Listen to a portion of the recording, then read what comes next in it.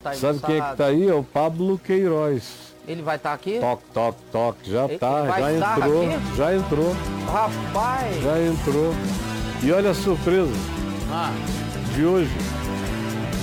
É o meu amigo Manga. Manga, Caio?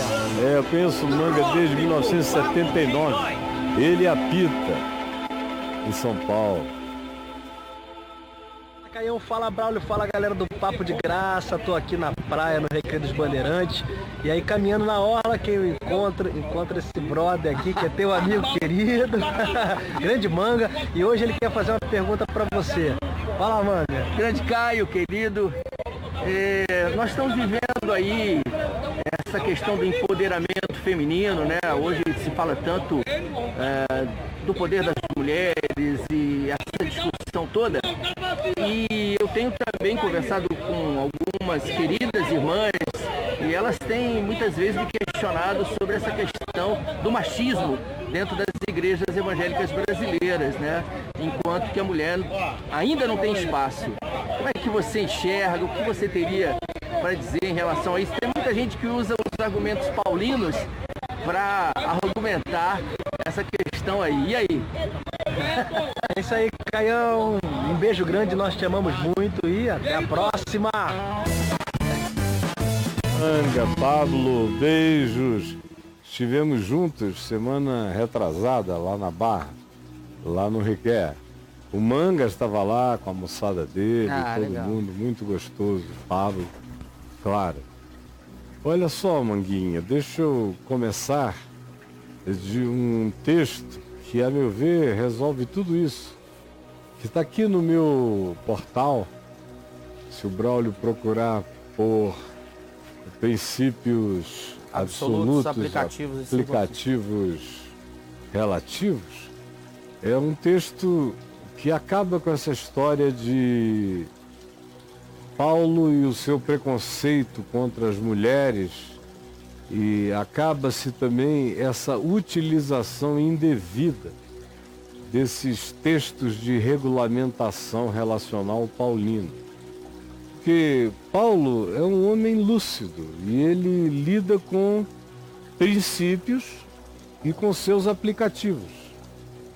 Ele conhece os axiomas e sabe das limitações de viver a plenitude do Evangelho em determinados ambientes culturais, por que não dizer em todos os ambientes culturais? Porque o princípio de Jesus é um só.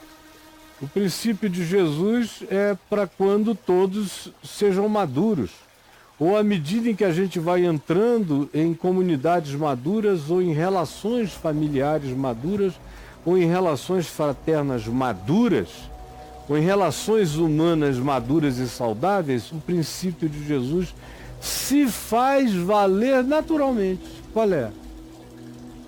Para a gente madura, com consciência de Deus, do significado humano, da vida e do potencial tanto masculino quanto feminino, e sobretudo, para quem entendeu o Evangelho e viu a partir de Jesus o modo como Jesus tratou as mulheres, aí alguém diria, mas só chamou explicitamente homens para serem apóstolos.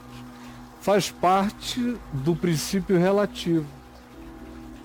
Porque se ele chamasse mulheres em Israel explicitamente para serem suas discípulas, ele estava começando um bordel.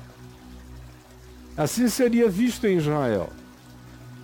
Ele chama homens, e junto com esses homens seguem mulheres, que em Lucas, no capítulo 8, a gente vê que são as que o servem.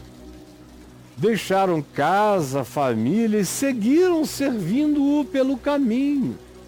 Mulheres que o vinham com ele desde a Galileia. Os nomes são mencionados por Lucas, Marcos e Mateus e João praticamente não as mencionam como sendo essas servidoras do cotidiano andando com ele, desenvolvendo a mais íntima das amizades. E para a gente não ficar com argumentos e mais argumentos tolos, é bom a gente nunca esquecer que a primeira testemunha ocular da ressurreição, a partir de quem a nossa fé foi proclamada, a apóstola, a enviada, apóstolo significa enviado, enviada, mensageiro, mensageira, o anjo dessa divulgação da palavra que mudou a mim, a você e toda e qualquer outra geração, nos foi dada por uma apóstola feminina, por uma enviada. Quando Jesus disse a Madalena, vai e dize aos meus irmãos. Vai e dize, constitui um apostolado, uma missão apostólica, vai dizer. Apóstolo é vai dizer, é o que significa apóstolo, vai contar, vai informar. É um anjo terráqueo, é um apóstolo, é alguém que vai adiante informando o que não se sabia. Vai e dize. Com esse vai e dize, dando a ela a maior de todas as mensagens, a mais poderosa, a mais revolucionária, a mais da esquina, a mais essencial de todas, aquela em função e em razão da qual todas as demais coisas habitam e residem e sobre ela são edificados e edificadas. Essa mensagem é dada a Maria Madalena. Vai e dize, eu te envio aos meus irmãos, dize-lhes que vão para Galiléia e lá me verão. Para não dizer que as melhores coisas do Evangelho foram ditas às mulheres. A Maria, bem-aventurada, Ave Maria, salve Maria, bendita és tu entre as mulheres. Qual foi o homem que ouviu isso? Bendito és tu entre os homens. O cântico de Maria, transcrito em Lucas, é um cântico revolucionário de uma mulher que quer que a sociedade encontre justiça e os poderes sejam alterados pela chegada do reino de Deus. Que os ricos sejam despedidos vazios na sua arrogância e que os pobres sejam cobertos da fartura da graça divina. Isabel, a mãe de João Batista, que é visitada e o menino dentro dela, João, estremece de alegria pela saudação de Maria que carrega no ventre o feto Jesus. E Isabel diz, bendita seja tu, pois a criança em mim se estremeceu ao ouvir a voz da tua saudação. Meu Deus. É uma troca que você já viu entre Pedro e João, aconteceu alguma coisa assim? Entre mulheres. Aí você vê, naquele episódio da crucificação, tem uma mulher maravilhosa que entra na história sem nome, que diz, enquanto isso, a mulher de Pilatos manda-lhe um recado dizendo-lhe, na presença de Jesus, de Barrabás e dos principais sacerdotes, naquela sessão de condenação, mulher de Pilatos manda um recado a ele, Lucas diz, dizendo-lhe, Mateus, não te envolvas com este justo, porque hoje em sonho muito sofri por seu respeito. Não é uma coisa Olha linda? A sensibilidade Dela, lá no palácio, mulher de um maluco. Não te envolvas com esse justo, porque hoje em sonho muito sofri por seu respeito. Olha isso. Aí você vê a profetisa Ana, quando Jesus nasceu, que abençoou o menino, luz para os povos. E diz para Maria como aquilo traria um impacto que laceraria, dividiria sua alma. Maria, acerca de quem se diz que ela ouvia todas essas coisas, não falava nada com ninguém, mas guardava os pedaços dessas informações, criando um sentido no seu próprio coração. Não é uma coisa extraordinária? Ou quando o maior ato, a luta de Jacó com o anjo. Lembra da luta de Jacó com o anjo em Gênesis capítulo 32? Jacó luta com o anjo e tal. E ninguém vence ninguém. Todo mundo sai abençoado. Tá lá em Gênesis 32. Terminou 0-0? 0-0, todo mundo venceu. Sei. Então, a mulher, o Jacó, a Jacoba, a Jacobina, A Jacoba. do Novo Testamento, Sim. é aquela mulher Ciro-Fenícia, Ah, tá. que vai lá em Tiro e Sidom, arromba a porta da casa onde Jesus está, não respeita o código de privacidade que os apóstolos desejaram impor, vai até dentro do lugar onde Jesus estava descansando. Ele não queria que ninguém soubesse que ele estava lá e descansando. Sei. E ela arromba, entra inconvenientemente e tem aquele diálogo e pede a Jesus que cure a sua filha. Jesus trata a mulher com provérbios do povo. Ele diz: mulher, eu não vim senão as ovelhas perdidas da casa de Israel. Larga essa. Ela é de fora da fronteira de Israel. Ela não era cidadã. Tipo, é um encontro de Jesus com um palestino, uma palestina, Sei. com uma libanesa, com uma mulher do Hezbollah. Isso é um provérbio, essa frase dele. Ah, esse não é bom tomar. Aí daí vem o primeiro provérbio. Aí ela diz para ele, né? Aí Jesus diz: e não é bom tomar o pão dos filhos, portanto, e lançá-lo aos cachorrinhos. Isso é um provérbio. Tá. Aí ela diz: mas os cachorrinhos debaixo da mesa comem das migalhas dos seus donos. Ela respondeu com outro repente. E aí Jesus diz: ó mulher, grande é a tua fé, seja feito contigo conforme tu queres. E o que é maravilhoso naquele texto, especialmente a narrativa de Marcos, é que diz que entrando num lugar não queria que ninguém o soubesse, no entanto não o pôde ocultar-se. Porque eis que uma mulher da região de Tiro e da Fenícia, entrando, arrombou a porta e disse: cura minha filha. E Jesus disse: eu não fui enviado senão as ovelhas perdidas da casa de Israel. Aí ela diz: Senhor, eu sei, mas eu sei que os cachorrinhos debaixo da mesa comem das migalhas que caem da mesa dos seus donos. E Jesus disse: ó, mulher, grande é a tua fé. Que lindo. Não disse isso para ninguém, para homem nenhum, só para o centurião romano. Foi. Outra vez fora, disse: nem em Israel eu vi uma fé como essa. Mas em Israel não. É um romano, é uma mulher cirofenícia. E essa ainda o impactou muito mais, porque teve um diálogo onde Jesus se contrapunha à oração da mulher e a mulher vence. Por isso que eu digo que ela é a Jacobina do Novo Testamento, do Evangelho, porque ela vai e vence o anjo. Ela vai... E ela obriga Deus a abençoar. Coisa maravilhosa. É lindo. Ele não fala isso para nenhum cidadão de Ninguém Israel, mais, é só para essa mulher. e para o cara, o romano, É. para o centurião. Aí você chega, aí Maria, a irmã de Lázaro e Marta, sentada aos seus pés, ele diz: Maria escolheu a boa parte, que não lhe será tirada.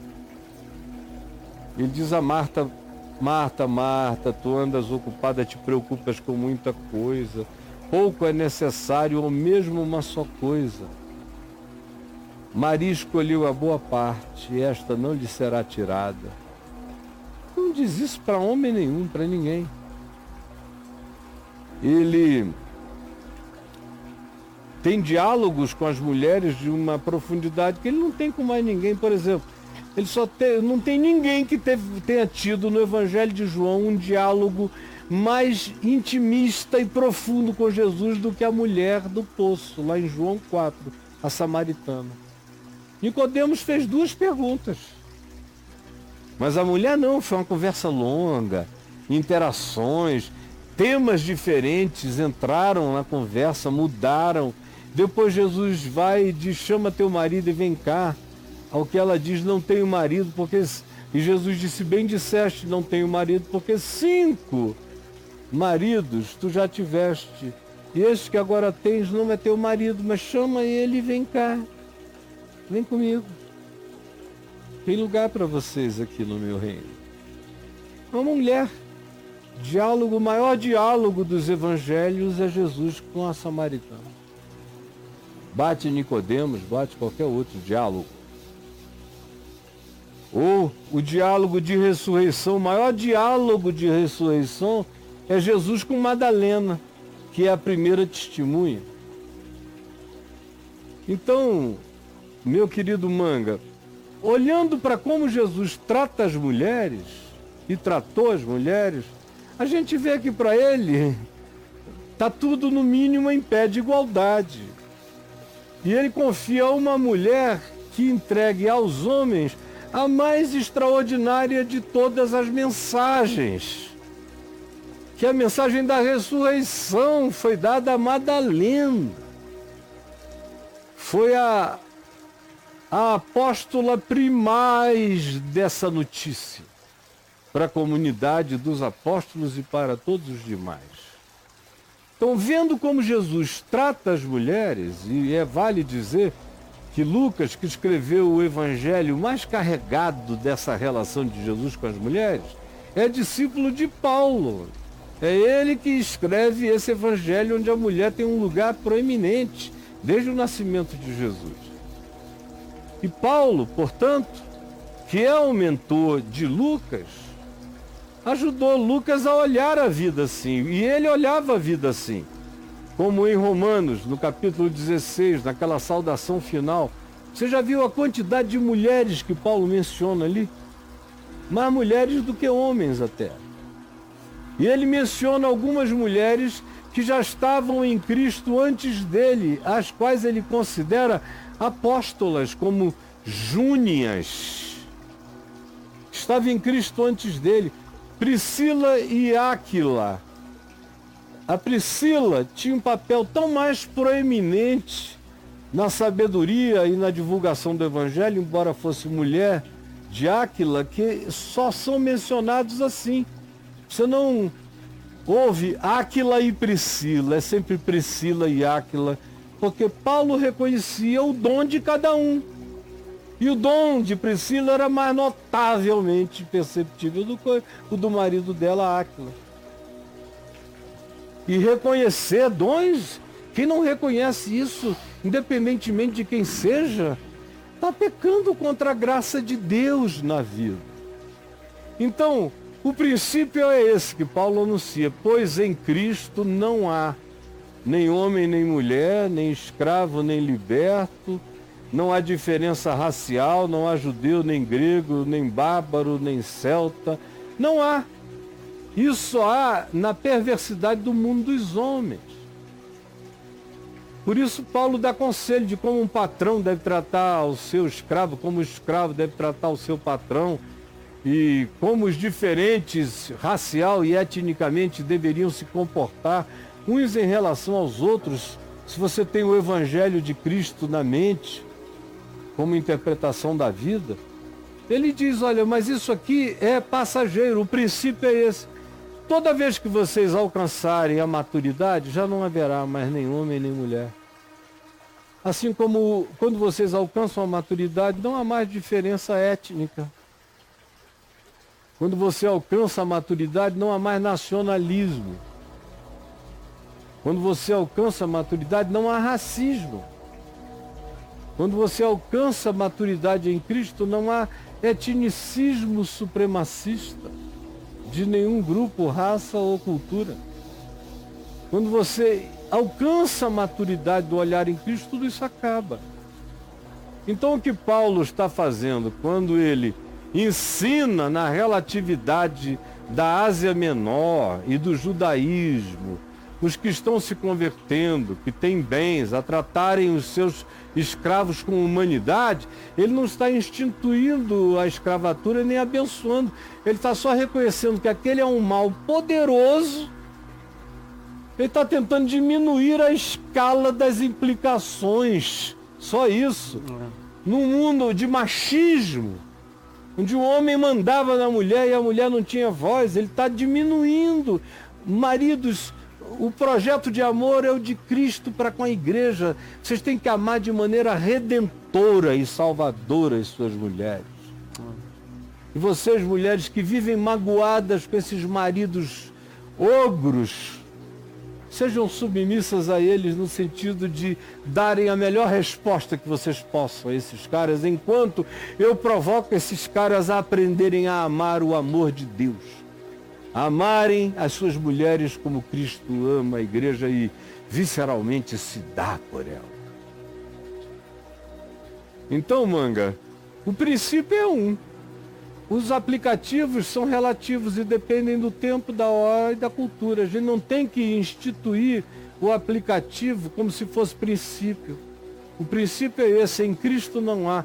O aplicativo para homem, mulher, escravo, liberto, raça, etnia, é relativo, é só por causa do paganismo judaico, do paganismo da Ásia Menor, do paganismo romano, das leis e culturas da hora. Mas em Cristo, no reino de Deus, que é superior ao que esteja acontecendo nos trends do momento, não há diferença.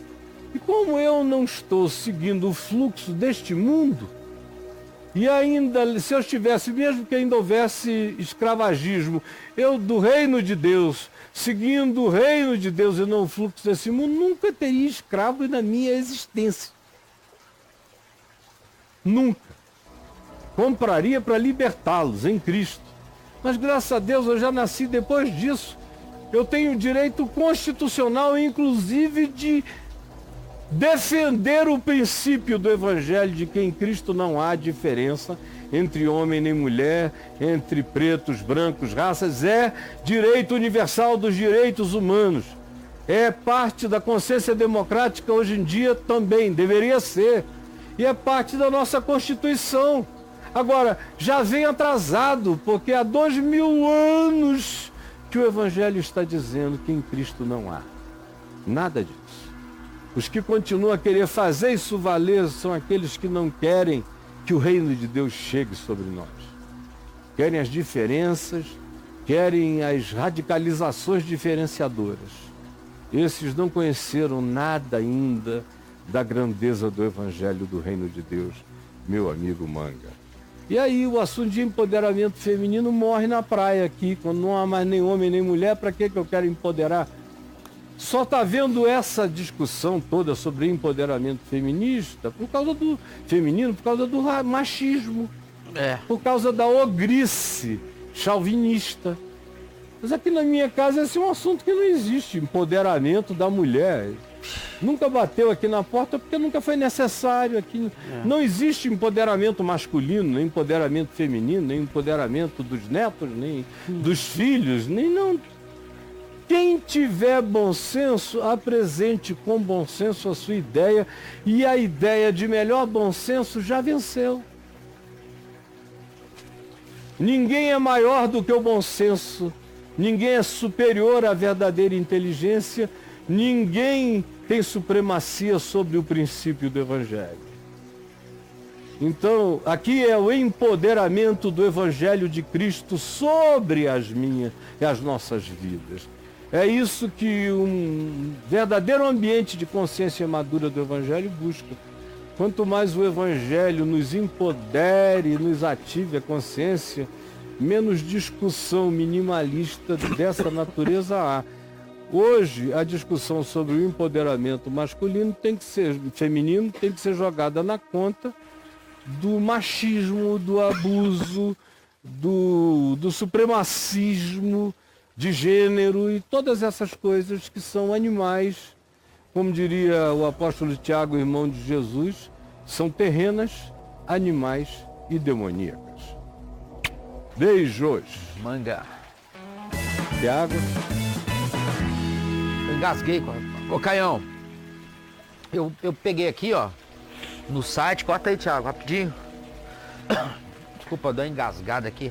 Princípios imutáveis aplicativos circunstanciais, está aqui, são 12 registros. Esse é o texto que você disse, tá? Que você indicou para o Manga. Aí eu cliquei no texto aqui, ele está aqui, você escreveu em 2003, ele está todo aqui, ó. 2003. Quem quiser ler, é isso, meu amigo. Maravilha? Beleza? Agora, tem na mente de Paulo também. Esse Esse aqui aí é uma a carta. mente de Paulo. É a mente de Paulo? Vou abrir de Estou novo aqui só para respondendo ver. uma carta, né, na mente de Paulo. A mente de Paulo é uma carta. Eu estou respondendo a Aqui, ela. ó, Acabo cara. de ler num artigo, um artigo, Um artigo seu chamado uma Viagem pela Mente de Paulo. Aí ele começa. Muitos detalhes me chamaram a atenção. Quer ver? Escreve aí Uma Viagem pela Mente de Paulo. Faz um copy and paste ali, ó. Ah, tá. Mas ali era mais fácil. Copy and paste. Aqui? É. Joga lá. Isso. Uma Viagem pela Mente de Paulo. Esse texto. Esse texto aí, dá uma clicadinha nele. Vamos lá. Abriu aqui na outra janela. Aham. Aqui. Olha aí. 2006. Então, todo mundo deveria começar por aí, para compreender a mente de Paulo. Mas tem, se não me engano, sei lá, 50, 70 textos, artigos sobre a mente de Paulo. Sim. Então a gente pode digitar aqui, ó. A Mente de Paulo. Vai te dar isso que você está querendo. Vamos ver quantos tem. A Mente de Paulo. 567, cara. Tem um pouco mais de 70. Mas você está falando nesse material aqui. Falando no link A Mente de Paulo são uns 70 mais ou menos. Entendi. E Textos, é aí né? que todo mundo que tem essas dúvidas deve cair, deve. Deixa eu ver aqui ler. em textos. A Mente de Paulo. Entendendo a lógica do Evangelho de Paulo, a Mente de Paulo está aqui, ó. Tudo da mente de Paulo está aqui. Então vou dar o caminho aqui, ó. Clica em textos no portal, ok? Vem aqui, aí tem reflexões, a mente de Paulo, devocionais, histórias, tarará. O que a gente está olhando Clica aqui. em Mente de Paulo. A Mente de Paulo. Clica em Mente de Paulo. Dá para clicar? Aí cliquei, tá tudo aqui, ó. Tá tudo aí. De 2016.